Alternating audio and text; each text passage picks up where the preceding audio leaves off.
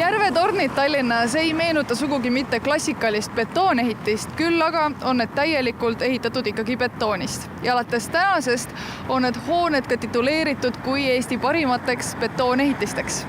Väoliiklussõlme, Kalaranna kvartali, isegi ühe Viimsi elumaja ja veel mitmete teiste silmapaistvate nominentide seas tunnustati 2022. aasta parima betoonehitise tiitliga valgest betoonist suurlinnaliku väljanägemisega Järve kõrghoonete kompleksi.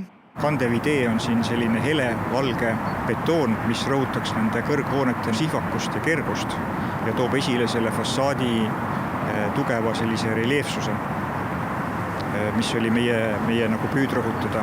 Et sellise ilusa päikselise ilmaga nagu täna on selline varjude ja valguse mäng selgelt märgatav. Mind juba ennem ärritas see, et kui Päevaleht ja Delfi kirjutasid 10 kõige koledamast ehitisest ja Järve tornid olid üks selle 10 hulgast. Kui me läksime Järve tornidesse, me vaatasime žüriiga väga hoolikalt. 30 võimalikust punktist sai antud ehitis siis 27 punkti. Betoonelement on nii ehitus kui ka viimistlusmaterjalina tegemas üha tugevamat võidukäiku.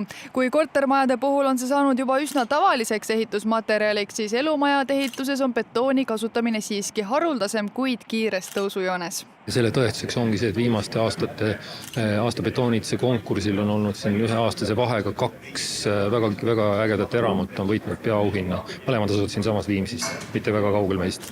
Tallinna hoonetest on varasematel aastatel Eesti parima betoonehitise tiitliga pärjatud näiteks ka Tallinna Sadama kruiisiterminali, Sisekaitseakadeemia hoonet ja Tondiraba jäähalli.